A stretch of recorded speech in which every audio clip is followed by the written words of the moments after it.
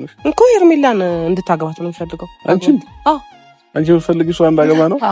አይዞህ ያሉ ፈረስ ቆጮ ጭኖ መጣ ነው የሚባለው። አይዞህ የተባለው አብርሃም እንግዲህ ሄዶ ለሄርሜላ ቀለበት እንዳሰረ ሰምተናል ማለት ነው። ይሄ ሙሉ ለሙሉ ለዚህ ነገር ኃላፊነቱን የምትወስጂ ቡዜ ነሽ ማለት ነው። እኔ ሌሎችን እዚህ ነገር ውስጥ ተጨማሪ ማድረግ አልፈልግም፣ ግን ትላንትና ሄደሽ አይዞህ ማለትሽ እነዚህ ልጆች ትክክለኛ የሆነ መንገድ እየሄድን ነው ብለው እንዲያስቡ አድርጓቸዋል ማለት ነው። የፈለገ ነገር ቢሆን አንቺ ከዳር ቆመሽ እንደው ነገሮችን የመፍታት እንትኑ ባይኖርሽ ከዳር ቆመሽ እንደመመልከት ጭራሽ ሄደሽ ልጆቹን አይዞሽ አልሻቸው፣ አይዟችሁ እኔ ያለውላችሁ ብለሽ ሞራል ሰጠሻቸው። ይሄው ቀለበት ተደራርገውልሽ ምናምን ከዚህ በኋላ ማንም አይመለሰንም አይነት ጨዋታ መጫወት ጀመሩና ይሄ ነገር በጣም ዋጋ ያስከፍልሻል። የምሬን ነው የምልሽ።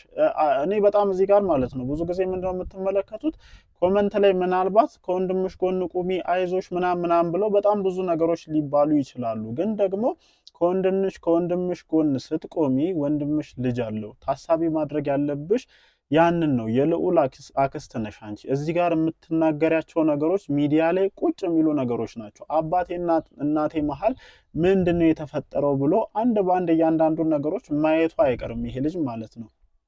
አንድ ባንድ ነገሮችን መፈተሹ አይቀርም ጊዜው ሲደርስ ማለት ነውና የዛን ጊዜ ምን አይነት ምላሽ ይኖርሻል? ምን አለ ይሄንን ንግግር ካፌ ባላወጣውኝ እንደው ምን አለ ዳርጄ በተቀመጥኩኝ ይሆናል። ከዛ ውጪ ጋሽዬ ደውሎ እንደተቀጦሽ ጭምር ሰምቻለሁ ማለት ነው። ምክንያቱም ጭራሽ መደረግ የሌለበትን ነገር ነው ያደረግሽው። እኔ የሩታ ንግግር ስሜታዊ አድርጎሽ ነው በቃ እንደዚህ አይነት ነገርን ያደረግሽው። ግን ሄደሽ ያደረግሽው ነገር ደግሞ በነጋታው ምን እንደፈጠረ ተመልከች።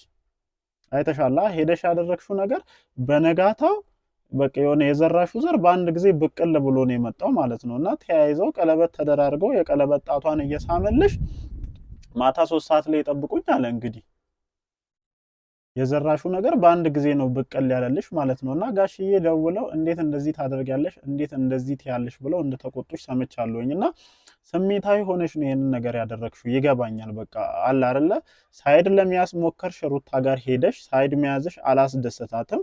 እሷም ለጠየቅሽው ጥያቄ አግባብ ያልሆኑ ምላሾችን ወይም የሆነ አለ አይደል ሪስፔክት የሌለው ምላሽ ስትመልስልሽ በዛ ነገር ስሜታዊ ሆንሽና ተበሳጭተሽ ሄደሽ ካንቺ የማይጠበቅ ነገር በቃ ወንድሜን ተንከባከቢልኝ ብለሽ ለሄርሜላ አሳልፈሽ ሰጠሻት። ብዙ ነገሮችን እዚህ ጋር ታሳቢ አላደረግሽም። የመጀመሪያውና ቁጥር አንዱ አንቺ የልዑል አክስት ነሽ። ከወንድምሽ ጎን መቆምሽ ማንንም ከወንድምሽ ጎን መቆምን የሚጠላ ሰው የለምና እቺ ልጅ ምን አይነት ነገርን እያሳለፈች ነው ምን ሆናለች የሚለውን ነገር በጭራሽ ልትመለከች አለመቻልሽ እንደ ሴት ልጅ በጣም ያሳዝነኛል። አንዳንድ ጊዜ ብዙዎቻችን የማንረዳው ነገር አለ። በቃ ስለሳቅን ቆመን ስለተራመድን ስለተጫወትን ሰውነታችን ስለፋፋ ሁሉም ነገር የተመቸን ነው የሚመስለንና ሩታ ሁሉም ነገር የተመቻት አድርጋችሁ ነው አብዛኞቻችሁ የምትስሉት ማለት ነው። ምክንያቱም አንድም ቀን እሷ ድክመቷን እዚህ ጋር አምጥታ ለማንም ማሳየታ ስለማታቅ ማለት ነው። ሁሌም ፈገግ እያለች ሁሌም ለነገሮች ጠንካራ እንደሆነች አስመስላ ስለምትመጣ ማለት ነው። ነው አትሳሳቱ። እስኪ እናንተ ህይወት ላይ እንደዚህ አይነት ነገር ይከሰት። እስኪ አንቺ ቡዜ ህይወት ላይ እንደዚህ አይነት ነገር ይከሰት። አትጋደይ።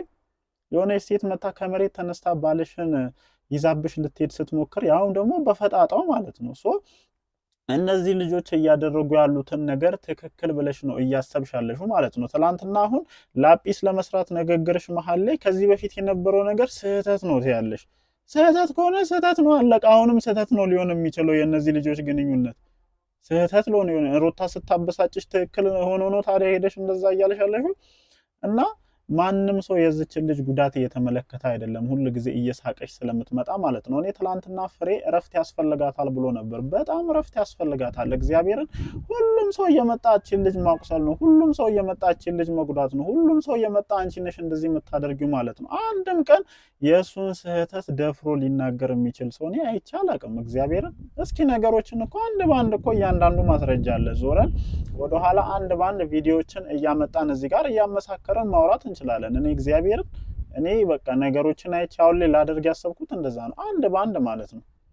አንድ ባንድ ብዙ ፋይል አለ ወደኋላ መለስ ብለን እስኪ ማን ነው እንደው እዚህ ጋር በዳይ የሚለውን ነገር መልሰን ማምጣት እንችላለን። እና እቺ ልጅ አስቡት ከእርግዝናዋ ጊዜ ጀምሮ አንድ ቀን ማለት ነው አንድ ቀን ደህና ህይወትን ሳታሳልፍ ሁል ጊዜ እንዳቆሰሏት፣ ሁል ጊዜ እንዳስለቀሷት፣ ሁል ጊዜ መጥተው እኝኝኝ እንዳሉ አራስነቷን ጨርሳ መጣች ወደ አዲስ አበባ። እዚህም መጥተው ሰላም አልሰጧትም። እንግዲህ አሁን እናንተ ጋር ትልቅ ነገር አድርጋችሁ እዚህ ጋር አካብዳችሁ እያያችሁት ያላችሁት ነገር ምንድን ነው? እንደዚህ ቪዲዮ ይዛ እቃ አሳጠበችው፣ ልጁን አሳቀፈችው። እንደ ይቀፋል፣ ልጁን ይጠባ እቃውን የቤቱን አይደል እንዴ? ከዚህ በፊት አያደርገው ምን አዲስ ነገር አለው? ይተኛ ከሚስቱ ጋር ቪዲዮ ይያዝበታ። በቃ ምንም ተአምር የለውም እኮ እግዚአብሔርን። ይሄንን ነገር አሁን አጋንናችሁ ጎዳችሁ፣ በደለችሁ፣ ወንድማችንን እንደዚህ ያደረገች ምናምን አይነት ሙር ነው አሁን ለማራመድ እየተሞከረ ያለው ማለት ነው። ይሄ ፍጹም ስህተት ነው። እግዚአብሔርን ሳይድ መያዝ የለብሽም። የፈለገ ወንድምሽ ሊሆን ይችላል። አዎ ማንም ሰው ከወንድሙ አጠገብ ሊቆም ይችላል። ማንም ሰው ከወንድሙ ጋር ሊሆን ይችላል። ግን ደግሞ እንደዚህ ትዳር ላይ አያስኬድም። ትዳር ላይ አያስኬድም። በኋላ መለሳችሁ ነው ዋጋ የምትከፍሉበት። በቃ ነገሮች እየተበላሹ ነው ብዬ የተናገርኩት አንቺ እዚህ ጉዳይ ውስጥ ሳይድ ይዘሽ ዲፕሊ መግባት ስትጀምሪ ነው ይሄ ነገር እንደሚመጣ አቅ ነበርና በጣም ማለት ነው። እኔ እንጃ ምን ማለት እንደምችል አላቅም። ግን ጋሽዬም ይሄንን ነገር ስለተረዱ ይመስለኛል እሳቸው መግባት አቅቷቸው ነው። በቃ የሆነ ኮንፊውዝድ እንደሚፈጠር ስለሚያውቁ ነው ደፍሮ እንደዚህ አይነት ነገር ውስጥ ሊገቡ ያልቻሉት። አዎ እንደ አባት መቆጣት ካለባቸው ልጃቸውን እንጂ በየትኛውም አይነት ሁኔታ ሩታ ጋር መጥተው የማይሆኑ ንግግሮችን ሩታ ሊናገሩ አይችሉም። ምክንያቱም እቺ ልጅ ይሰብራታል። መጀመሪያም ተሰብራለች። ብዙ ነገር ነው እየደረሰባት ያለው።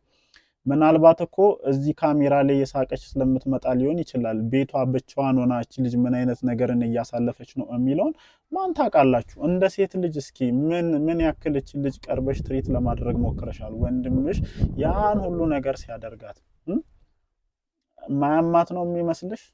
ማይሰማት ነው የሚመስልሽ?